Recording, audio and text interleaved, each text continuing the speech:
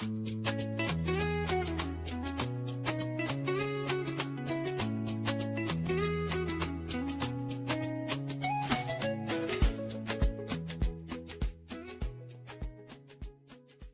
and welcome to Different Perspectives. I'm Paul Ndiho.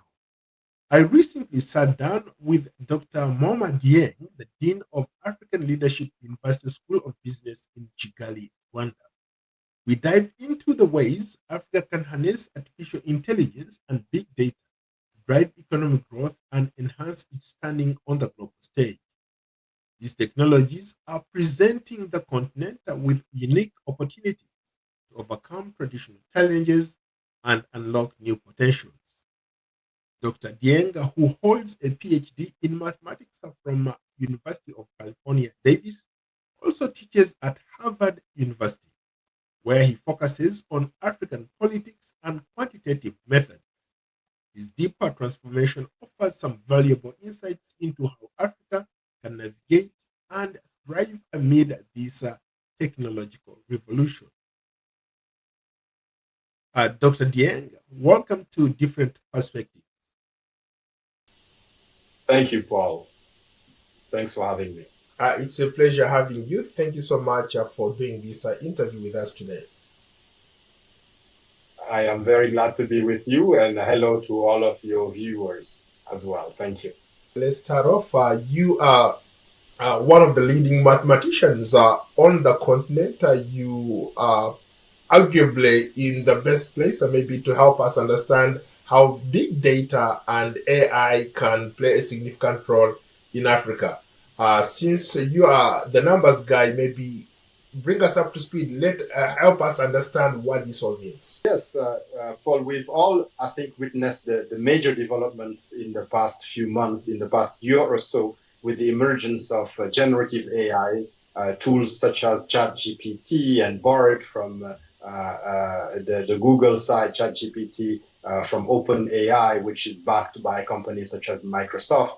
And these tools have really changed the way we think about AI in a lot of ways. And in particular, they have entered the general or consumer market. Now people can use these tools to perform tasks and ask queries, and people are using them for all kinds of very innovative uses. And that has really taken us to a new level. But maybe in terms of the background of it, these tools are actually coming from a technology that has been around for a while. If you've used on your phone the functionality that allows you to autocomplete, when you type a message on WhatsApp or on any chat program, and you see that as you're typing the message, it suggests auto-completions. It suggests ways for you to finish your sentences and have new ideas, and it autocorrects what you're typing. Those are the basis of the technology that has now really developed to give us tools such as ChatGPT and others. So it's the same basic idea, the same basic technology, but taken to a much bigger level, which now allows us to generate whole new documents and large pieces of content based on queries. So the bottom line, though, is that it's the same basic science and the same basic technology as what you used to have with the autocomplete. Autocomplete was one word at a time. ChatGPT does it paragraphs at a time. There's a lot of talk when it comes to ChatGPT or any of these new technologies, how they depend on data. You are a numbers guy. You have worked around this. How to compile data, how to use it in this context. What does it take for Africa or any place for that matter to harness this data to its own benefit? I think that these tools are very important, especially for young people to master. They are going to really revolutionize the world of work. There are questions around how certain professions are going to be completely transformed and, if not endangered, right, by the advance, the coming on the scene of these tools. For instance, you can now plan a vacation using some of these tools. So what does that mean for people who used to go to travel agents? You've seen in the press examples of lawyers and other professions now starting to rely on tools such as ChatGPT for the kind of research that used to be done by human beings. So it's going to have a transformative effect on the world of work, and it's going to be important for us to adapt and to understand that some of the, I would say, lower level tasks that we used to train students in our education systems to perform, such as summarizing information and being able to do research and compile data into a report, very, very soon will not require a human being to do anymore. So that, of course, begs the question, what should we train our young people in schools to really do, and how should education systems adapt to the coming on the scene of these tools? These are very major questions. In terms of the data aspect, I can tell you that one of the things where Africa or the African continent will have to really invest more energy is to make sure that we have more content online, because the way ChatGPT and other tools, generative AI tools work is that they actually read all of the content that's available online, and based on it, they create a corpus of potential responses, as I gave the example earlier, just like a little bit like your autocomplete on your phone does. They do it, but at much larger scale. But they do it on the basis of content that already exists online. And the problem with that for us is that most African languages, for instance, are not very represented online, right? So you have a natural bias that is going to develop, that is already developing, that is going to make these tools, more, influenced by, let's say, North American English or Western languages, just by the very fact that, fact that we are not as represented in terms of online content, and that online content is where those tools take a lot of the background information that they are able to repackage and give back to users who make queries. You make a great point. One of the reasons why I got particularly interested in this space was I was trying to do something and I couldn't find anything that looked like me or sounded like me or represented me. So that's why I ventured into learning about AI and trying to experiment with different tools. So you make a great point. We as Africans are not as represented when it comes to keeping data. We have a lot happening on the continent, let's say in healthcare, agriculture, in politics, but we don't have that data. Now, what can we do really to get up to speed where we are able to tap into this new technology? That's a great question. I think that there is a lot of work to do on the policy side.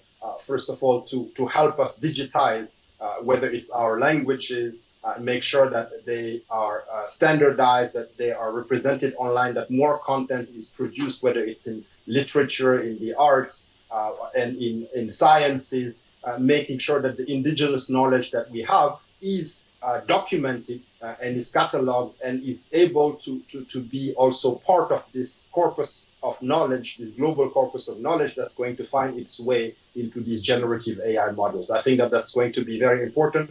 And the impetus will have to come from the policy side, because these are questions that are best handled with policy. I can give you an example. If you go to some countries in the West Africa or in the Sahel, there is still a lot of work in progress in terms of transcribing local languages. Not all African languages have actually been transcribed, and the percentage of them that have made it to the digital age is still very small. So these are questions that governments will have to work on.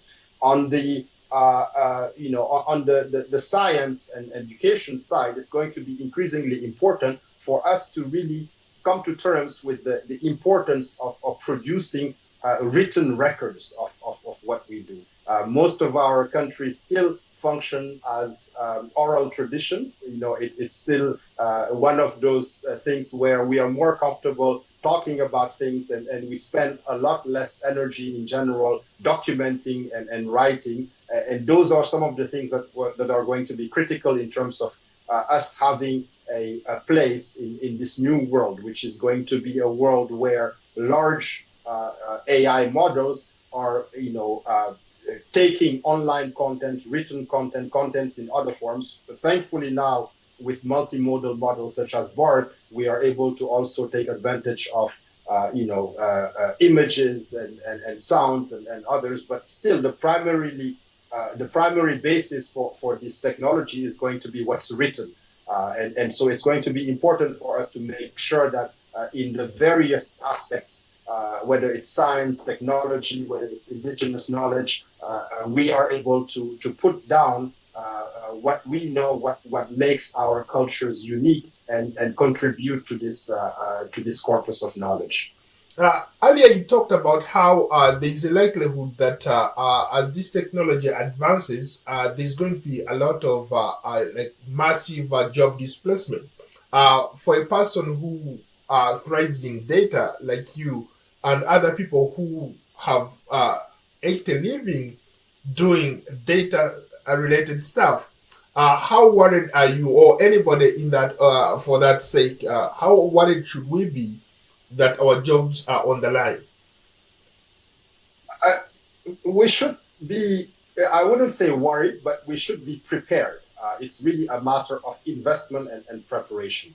So if you take, for instance, the jobs that really rely, as I said, on tasks that will soon be easily done by computers, by AI models, we should really think about how we can maybe repurpose or retrain the workforce in those fields, and maybe upskill them. And that's one of the things that we work on at my university, in fact, the African Leadership University, where we have several programs that are specifically designed to upskill youth and direct them and drive them and encourage them towards those high-tech careers in terms of programming, in terms of data science, and other fields which are still going to be important. Because at the end of the day, the AI models will still need human beings to use them properly, to ask the right questions.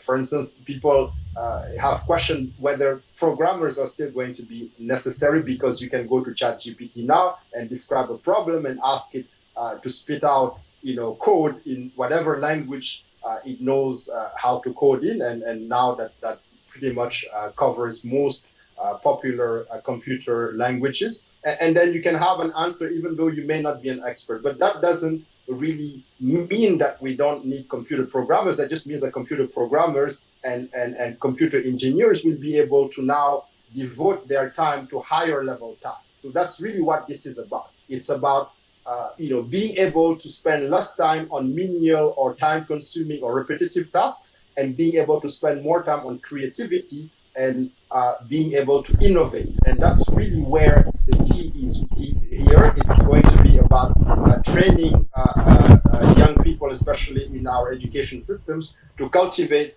creativity and innovation rather than rote learning and memorization, because those are things that very soon we will not really be able to compete on. We will not really be able to compete on being able to do some of the basic tasks that our education systems have traditionally trained young people to do. Innovation and creativity are going to be the key, and then learning how to use these tools now to be able to do much more complicated and time-consuming tasks in a reduced amount of time. So the way I try to summarize it sometimes is that we are going into the world where being average is not going to cut it anymore. You'll have to be excellent in everything that you do, because the AI models will be able to do everything that was average before, or that average performers, average people were able to do. So it's going to be a very challenging and competitive world, but I have a lot of faith, because we have the youngest continent, we have talent on our side, because whenever you talk about youth, you have natural talent that's there. Statistically, our young people are no less talented than young people in Asia or in Europe. So it's really about preparing them and training them and letting their innovation and their creativity blossom while harnessing these tools appropriately. Dr. Deng, Africa is at a crossroads. We are going to be having more than 20 elections are happening this year. And along the way, there is talk of how AI could significantly change how these elections are done, how the campaigns are done, how the polling is done. From your vantage point as somebody who has studied this very closely, how can AI play a role in that space, and how can uh, people mitigate the risks associated with artificial intelligence? That's a great question. Let me talk about the positive aspects first. I think that you're absolutely right. The emergence of these AI tools is really going to revolutionize how politics is done, not just in Africa, all over the world. We already see signs of it. You know, for one of the main obstacles, I think, logistical obstacles for many political parties in Africa was just being able to keep the contact with voters between elections. One of the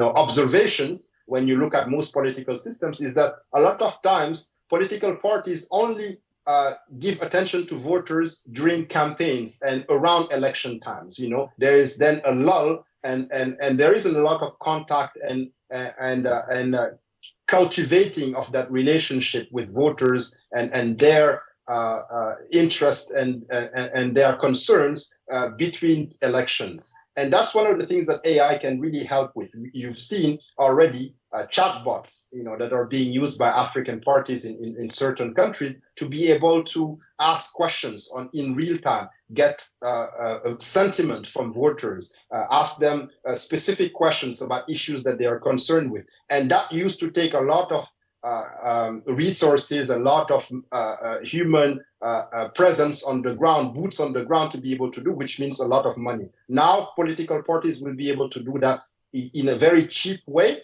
and will be able to really keep the pulse, keep their finger on the pulse, and be able to really address their voters in a much more direct and constant way. So that already is going to, I think, change a lot of things, especially with new parties coming on the scene that are going to be able to disrupt old, party machines. Because the advantage of old party machines was that they had that presence on the ground and that machinery, right, that was built over generations, all the way from independence movements. And it was very difficult usually to disrupt that for young upcoming parties with less resources. Now technology is going to change that game and really allow small movements to be able to have a much larger reach immediately and have contact with voters that is increasingly going to feel very real, even though it's powered by AI,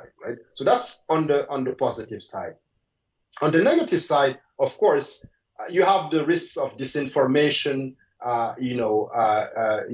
We have already seen that being instrumentalized in larger democracies is going to be the case, and the very destructive effects of what misinformation and disinformation can have now with the power of the AI tools. It's going to be very soon possible for you to create a video of me doing whatever you can imagine, or you want voters to imagine me doing, with my realistic voice and a realistic image of me, and then broadcast it very broadly on the internet, even though none of it is true. And it's going to be so realistic quite soon that it's going to become difficult to tell the difference between truth and lies, right? And those are some of the areas where it's going to again come down to an issue of regulation and making sure that there are regulatory frameworks that allow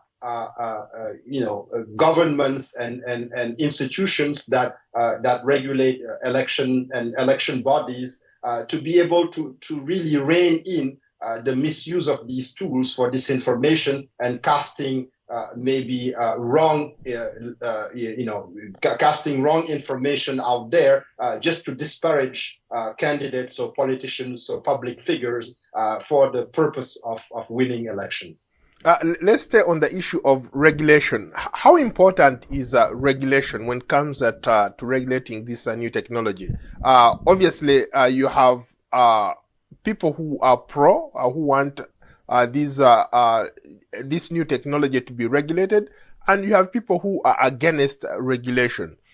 From where you stand, should these AI models or this new technology be regulated? Absolutely.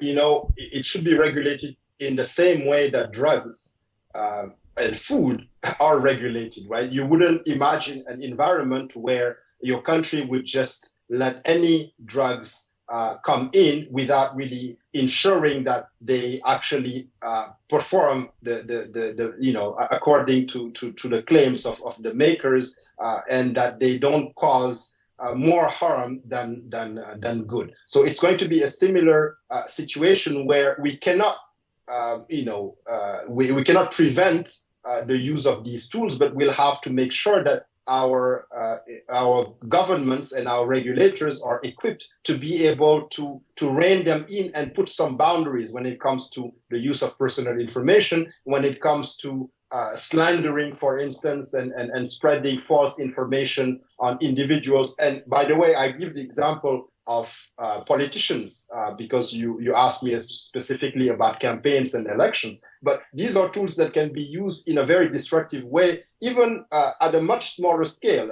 When you think about what can happen in the case of school bullying, right? That's going to be soon one of the issues that parents, for instance, will have to contend with. It's going to be possible for classmates to be able to produce videos about someone that they don't like and really destroy or ruin the life of a teenager or someone in school, and that can have really harrowing effects on the life of a young person. So these are some of the issues that we will have to contend with very soon, and it's going to be important for our governments and our policymakers to really start thinking very early on how they may be able to fine-tune the tools that they have at their disposal so that it doesn't end up being about, for instance, shutting down the internet, as is the case sometimes when we have elections on the continent, or, having some of these blunt force methods. That's not going to work anymore. It's not going to be about censorship. It's going to be about finding much more fine-grained ways to punish those who misuse them. How about for those people who say that maybe slow down on regulation, let these technologies develop, and then once they are developed and they're in use, then people can regulate them? What do you say to them? We cannot afford that. We live on a continent which, for better or worse, is very diverse, and in certain areas, the spread of misinformation can quickly spiral into ethnic conflict, into all types of conflict, right? I don't need to name examples or name countries. I think that you know very well what I'm alluding to. So these are very specific situations where we cannot afford to run the natural experiment and then come back later. We've seen what that has led to in West Africa, even in the Central Africa region, with civil wars and genocides and other situations like that all started from being able to use even tools that were not as advanced, just radio, right, to propagate false claims and pit certain groups against one another. And so imagine now the impact that having the ability to make completely make up completely false information that looks so realistic that you can put your finger on it, you can see a video, you can hear a person say something that they've never said or do something they've never done, right? That is now possible, and we really need to be very careful, particularly in the context of the fragile situations that we have on our continent in terms of making sure that this is not used to spread conflict and be able to degenerate into armed conflict or other situations. Looking at the example of the internet, you have some people who have used the internet for good, people who have made businesses out of the internet, who have made careers out of the internet. And there are some bad actors. You have hackers all over the world who can hack into your system and cause some damage.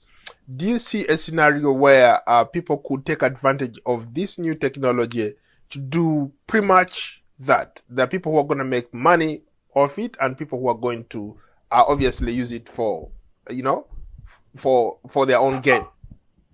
Absolutely. Just a couple of weeks ago, it was in the news, for example, there was a large company in Asia, which I will not name, whose CFO transferred millions of dollars because they got on a Zoom call with a person that they thought was their boss that, instructed them to make this transfer. And it all turned out to be fake. It all turned out to be, things that were AI generated and that led the CFO to believe that he was talking to his real boss and that these instructions were legitimate. So again, that gives you a small example of things to come, right? It will be possible one day for you to get on a call with someone that you think who's telling you to do certain things that are maybe just being guided by hackers, and that person maybe was never real and never said those things, and you are in turn then led to do fraudulent things or commit crimes, right? And those are situations that hackers and bad actors will seize on, and that's again another reason why it's going to be important for us to try to preempt that with regulation and make sure that we really are careful about how we allow the use of this technology and the safeguards that we can put, whether it's in the banking sector or in other sectors, against possible misuse. Final question on this. Is this something that could be done at a country level or continental level? I believe that it will have to come at a regional, if not continental level. Individual countries on the continent, with the exception of a few, are still very small markets and still have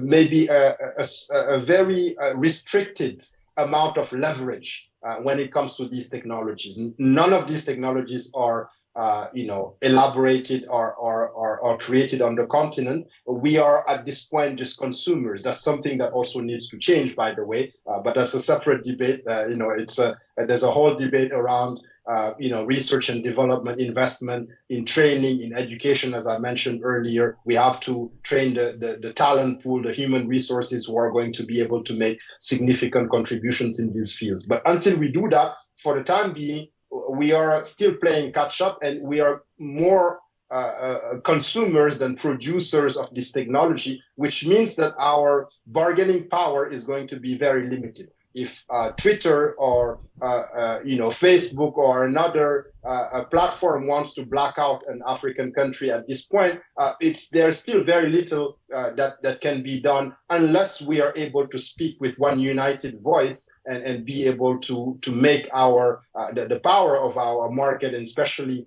with demographics, the power of the united market that we are trying to create with AFCTA and other agreements around that, speak and be able to weigh in on the balance when it comes to these issues. When I was doing my research, I came across some information about you that says you are arguably one of the smartest people on the continent, and there is this school of thought that That's says probably misinformation from AI. By the way. so okay, to their credit, I'll okay, to their credit, but to that point,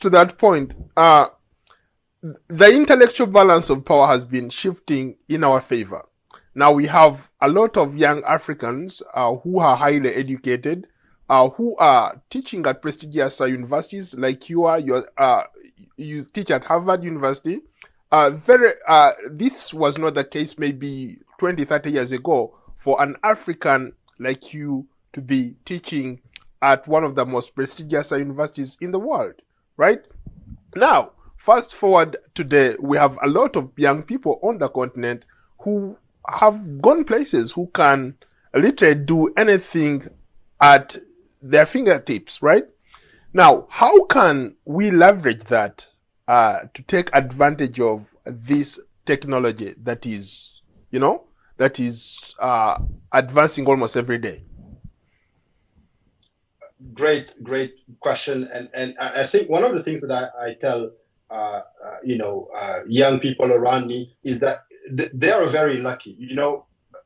I am not that old, but I can say that in my age, in my time, it was still the case that we dreamt of being able to go to the US, to Europe to study. Today, in the span of the past 20 years, the balance has completely shifted, right? You can stay on the continent and have access to state-of-the-art knowledge if you just have an internet connection and access to some of these learning platforms. And in fact, that's the model or the premise on which the African Leadership University is built, which is that you do not have to go to the West anymore to be able to have access to excellent education. You can stay right here on the continent and be able to compete and be exposed to the same level of excellence as in some of those great universities that you mentioned. So really, it's going to be an issue of commitment and of focus for young people on the continent, and realizing that in fact they don't need to leave anymore in order to excel. They need to be excellent, but that's something that they can do on the continent. They need to be focused and to have very lofty goals and to be very ambitious, and to realize that with this fourth industrial revolution, it has completely reset the clock and put us on a new starting line, right? We are able to, if we play our cards right, if we invest enough in education, both at the country level but also at an individual level, we're able to make up for a lot of lost time. And the next 20, 30 years are going to be critical when it comes to that. With the advent of all of these tools that we're talking about, it's going to be the time for young Africans to be able to leapfrog and close that gap and get to the same level of excellence as other young people around the world. So really, my advice is going to be to focus on education and make sure that they understand how the world is changing and what areas are going to be extremely important areas. We've mentioned data science and AI. Agribusiness is another area that's going to be very important. Healthcare, of course. There are certain sectors in which, with the advent of technology, we can come up with new solutions that are adapted to our environment, that solve our own problems, and that are going to be able to make this century the African century. And I very strongly believe that we are going to be living in the African century, and that we are going to be seeing a transformation and a shift in power that is going to put our countries as a group in the forefront of world affairs and geopolitics. Well, Dr. Dieng, thank you so much for your time. Thank you very much, Paul. It's been a pleasure. Thank you. We want to know what you think about AI and big data and how it can transform Africa and drive Africa's growth. Share your thoughts in the comment section below. And of course, don't forget to like, subscribe, and follow Paul Ndiho on Substack, Instagram, Threads, Facebook, LinkedIn, Blue Sky, and YouTube.